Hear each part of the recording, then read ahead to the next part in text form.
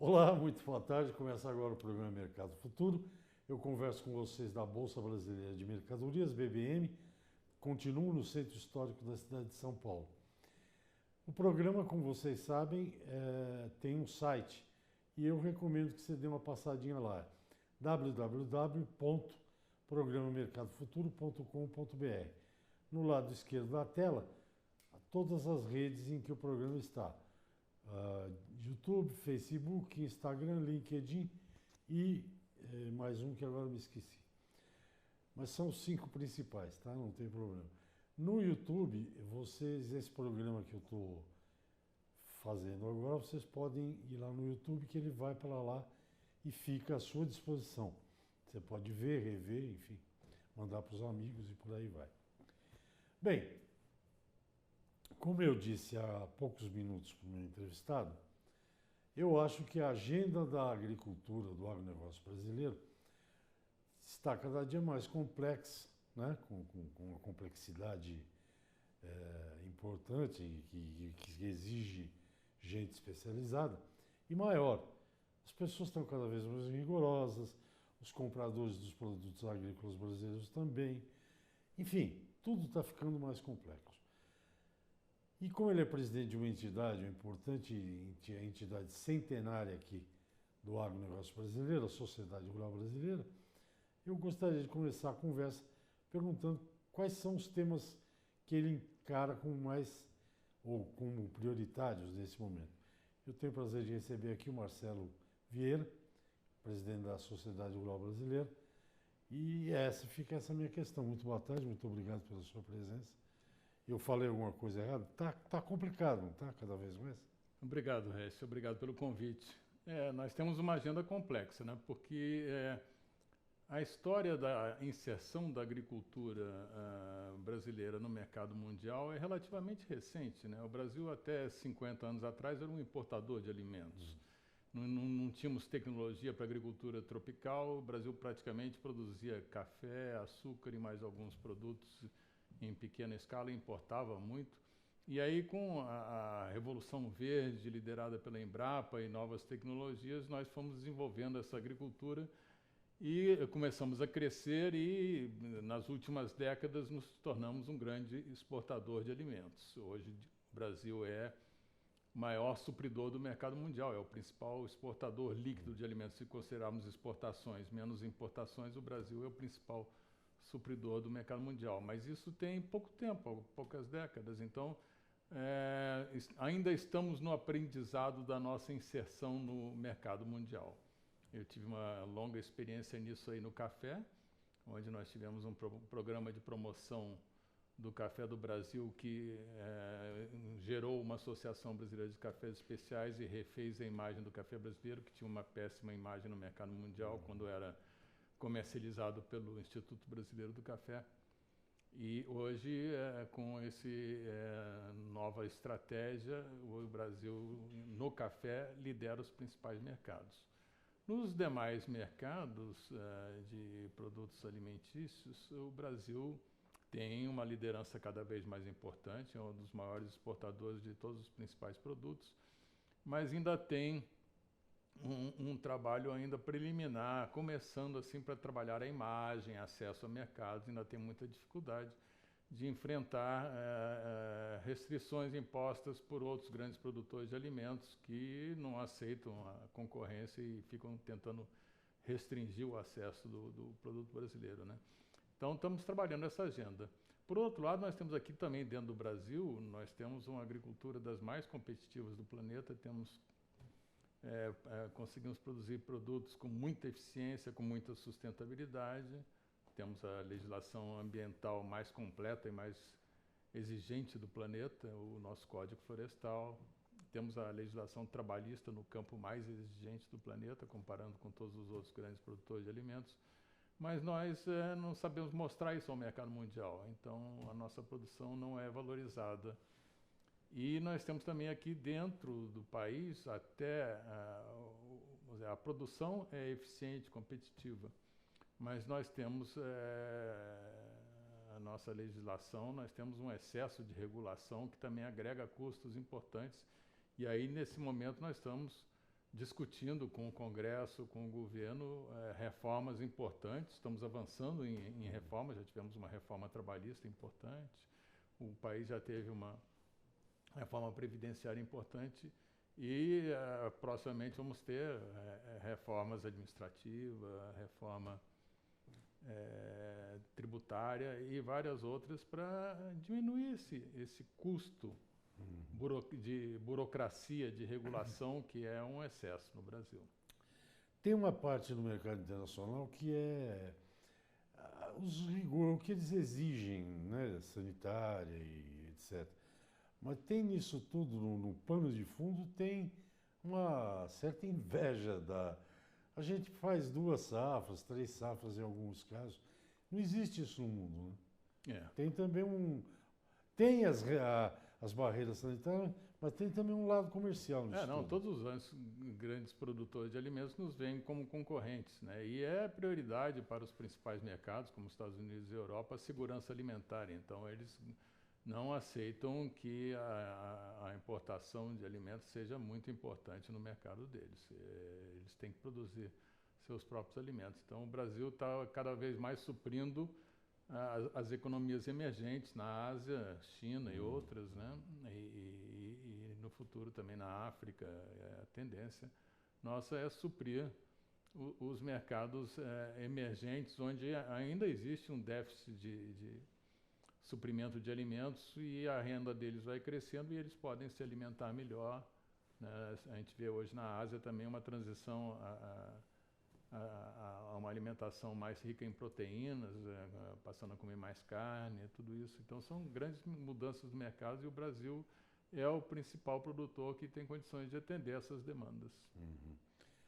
Você deve causar uma baita inveja mesmo, porque é um mercado complicado.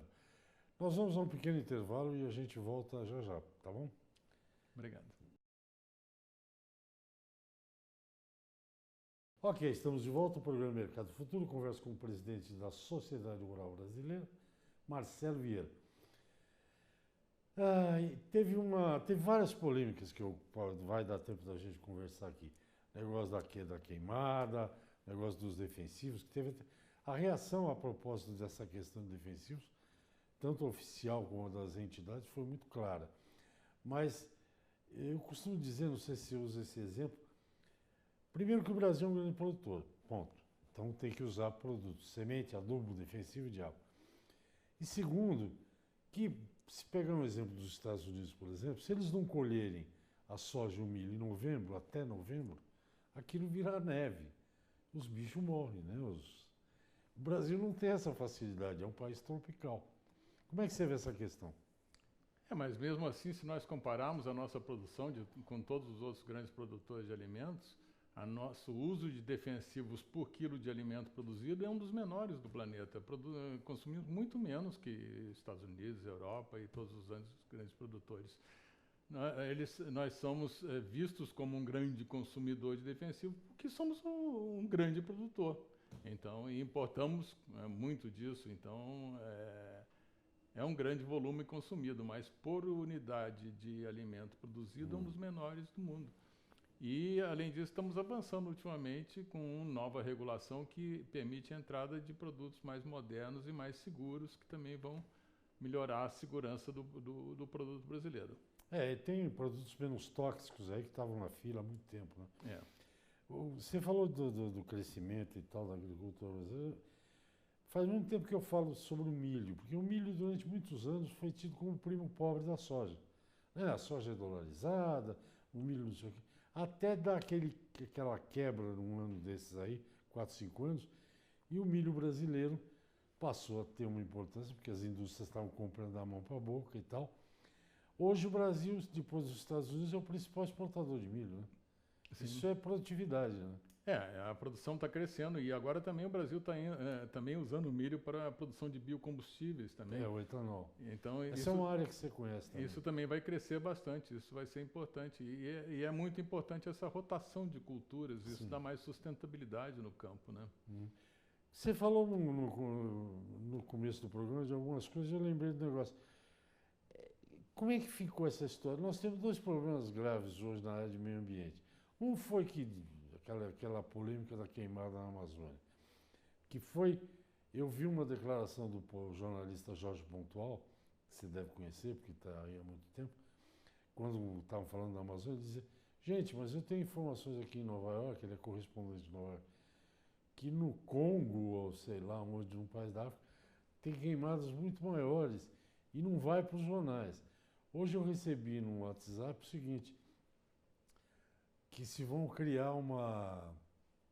Como é que fala? Como é que eles querem criar na Amazônia? Internacionalizar a Amazônia? Se vão internacionalizar a Califórnia, porque ela nunca teve incêndios tão grandes como estão tendo agora.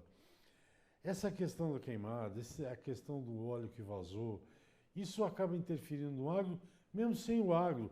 No caso da queimada, não sei. Mas no caso do petróleo, o agro não tem nada com isso. Mas acaba, eu não sei porque que o ralo acaba indo para... Tem alguma explicação para isso? Não? Tem. Vamos dizer, as queimadas têm a ver com a época de seca também, onde acontecem muitas queimadas acidentais. Mas a Amazônia também tem um grande desafio, que é a regularização fundiária. Tem muitas áreas que são ocupadas por assentamentos e por agricultores tradicionais, pequenos produtores, familiares, que usam um modelo tradicional de agricultura que, para renovação, prevê a queimada dos restos culturais todo ano. E isso aí, muitas vezes, provoca queimadas nas florestas que circundam e tal. E dos grandes desafios ambientais da Amazônia hoje é a regularização fundiária. Nós temos muitas áreas ocupadas por pequenos agricultores que têm uma agricultura de subsistência com baixa renda e não conseguem ter uma renda melhor porque não conseguem titular suas terras e ter uma regularização daquilo tudo, estarem adequados à legislação.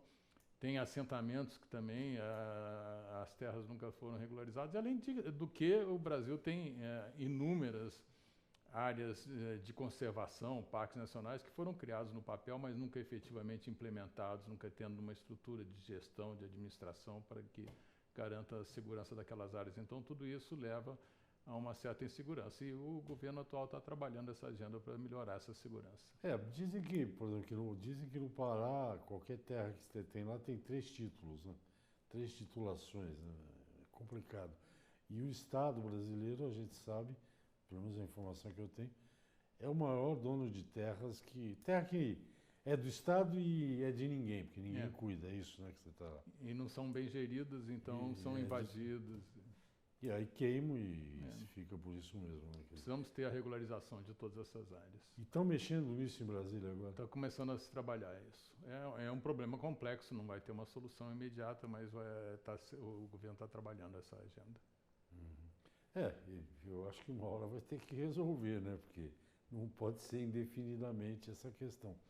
Em termos políticos, nós temos Frente Parlamentar da Agricultura, Frente Parlamentar do Café, Frente Parlamentar... O que está se discutindo em Brasília, além dessas coisas que você falou aí, coisas mais imediatas? Não, basicamente se discutindo essas reformas para reduzir o custo regulatório, o custo burocrático de toda a legislação brasileira e tornar a nossa economia mais eficiente, né? Nós temos também uma das grandes deficiências que estão começando a ser discutidas também, nós temos uma deficiência grande de infraestrutura, né? Precisamos poder favorecer mais investimento em infraestrutura. Temos um custo de transportes muito alto, é uma grande ineficiência.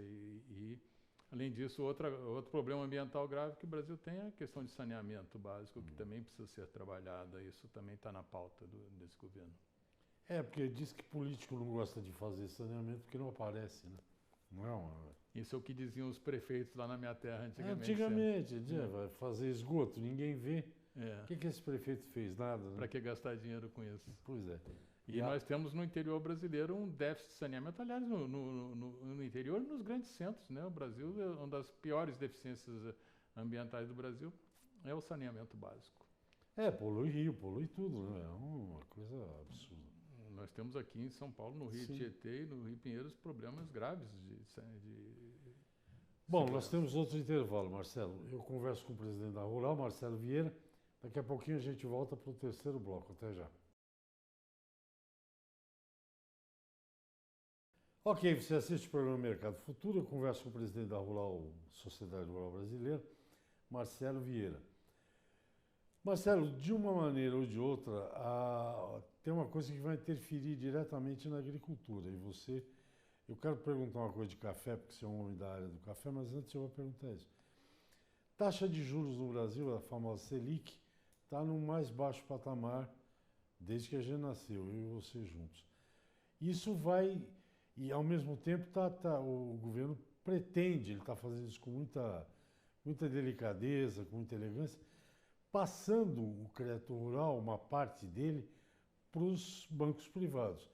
Você encara isso como uma coisa boa, como uma coisa mais ou menos, ou você, como grande empresário rural, porque os grandes empresários já estão pegando dinheiro sem equalização, né, digamos assim. Isso é bom para o setor?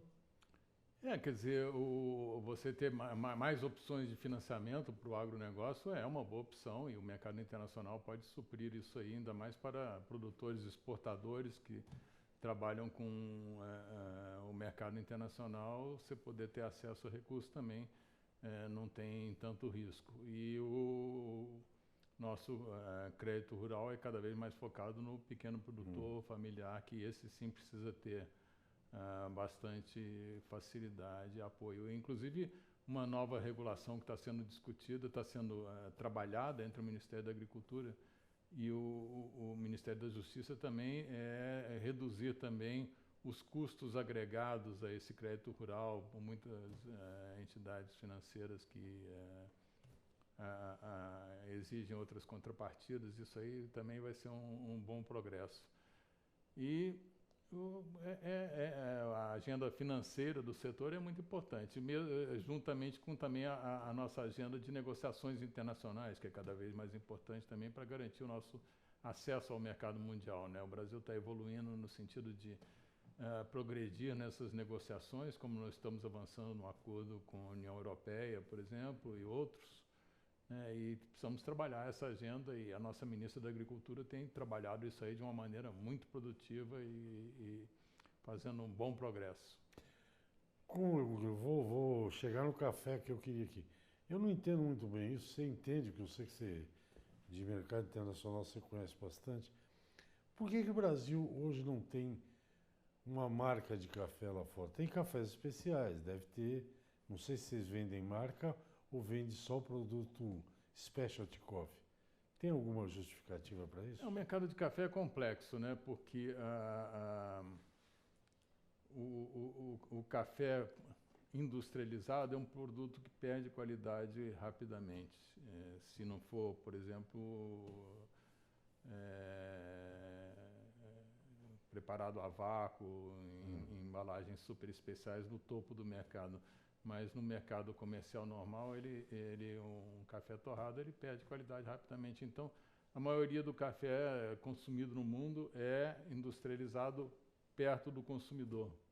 Por isso que nós temos uma participação muito importante da indústria na Europa, nos Estados Unidos, porque eles torram perto do consumidor e aí o consumidor tem acesso a um produto de melhor qualidade. Eu achei que tinha algum lance comercial aí, você brigar com uma gigante como e o Brasil poderia ser muito competitivo no mercado de café solúvel, por exemplo, mas aí para ser bastante competitivo também precisava permitir o acesso de outros cafés de outras origens ao Brasil para poder fazer um blend e nos tornar mais competitivo, e isso tem uma dificuldade regulatória em cima disso. O café solúvel está numa campanha aí nova de qualidade, de degustação. Eu fui olhar para conferir no mercado, eu nunca imaginei isso. Tem café solúvel agora 100% arábica, não tinha isso recentemente, até recentemente não tinha essas coisas, né? Não, o mercado de café evoluiu muito nas últimas décadas e nos últimos anos e está melhorando cada vez mais. E o Brasil é líder em todos os principais segmentos de mercado, desde o mercado de baixo custo, mais competitivo, como também as melhores qualidades. Hoje nós temos alguns dos melhores cafés do mundo produzidos aqui. Agora, em relação aos specialties, vocês vendem também para ser torrado onde está o consumo. Sim, sim, ele é o café de qualidade, café gourmet, café specialty, ele é geralmente torrado pertinho do consumidor, numa cafeteria, numa cadeia de cafeterias, né? E assim que ele vai ter uma qualidade excepcional. E o café muito fino, o ideal é que ele seja torrado pertinho do consumidor. Eu acho curioso porque tem no Brasil pequenos produtores de café que produzem cafés especiais, né? Sim, sim. Microlotes, etc. E tal. No primeiro congresso lá da Americana, da Specialty Coffee, que eu fui, que foi em Miami, acho, Miami Beach, por aí, faz tempo. Bastante tempo. Faz uns 30 anos. Não sei. Eu fui procurado por um senhor, estava lá o secretário da Agricultura na época, que era o João Carlos de Souza Meirelles, e eu estava com ele e veio uma senhora me perguntar, com um cartão, ela tinha uma cafeteria chamada, devia ter alguma coisa a ver com religião, Heaven Coffee, alguma coisa assim. Ela queria comprar café especial no Brasil, e aí eu perguntei, mas quanto o senhor quer comprar? Ela torrava 100 sacas por mês. São pequenas cafeterias, isso é muito comum lá, eu não conhecia esse mercado. É muito comum no mercado todo, nos Estados Unidos, na Europa, né? Mas você tem cadeias de cafeterias que aí cada uma delas torra isso e vira um volume mais significativo. E o Brasil está liderando todos esses segmentos de mercado. É curioso que você tem uma cafeteria que torra 100 sacas e tem uma Starbucks e outras tantas aí que são, né, como dizia aquela atriz Woody Berg, acho, né? Quer dizer, toma cuidado que você dormir, quando você acordar, instalar uma Starbucks no teu quarto, né? Tem milhares de... Tem muitas. É um dos líderes na torrefação. E é um dos líderes na aquisição de cafés finos brasileiros, né? Porque o blend da Starbucks, quando eles começaram, eles diziam, nós temos cafés de todo mundo menos Brasil. Que não o Brasil nunca vamos comprar. Que não era bom. Hoje, 60% do café que eles torram é Brasil, como Nespresso também e todos os outros. Então, o Brasil lidera. O presidente da Starbucks vai ter que mandar queimar aquele livro que ele escreveu lá. Que ele dizia que nunca ia comprar café do Brasil. Nós fizemos um bom trabalho e ensinamos produtores a produzir qualidade e o Brasil ganhou a liderança em todos esses segmentos, né? E o Brasil tem uma outra qualidade também que é extraordinária, que são múltiplas regiões produtoras com cafés de qualidades bem diferenciadas, sabores diferentes. Então, você vai no sul de Minas é uma qualidade, você vai para o Cerrado Mineiro é outra, você vai para Mogiana, você vai para as montanhas de Minas, vai para o Espírito Santo, tem cafés maravilhosos. Então, nós temos uma diversidade de oferta para o mercado mundial que também é extraordinária. Essa aqui é a pergunta, esta é a sua vida. Qual é o café que você gosta? Não a marca, que tipo de café você gosta? Bebida mole, mas pode contar. É um café mole, um café doce, né? Um café bem encorpado, né? Eu também gosto de café com corpo.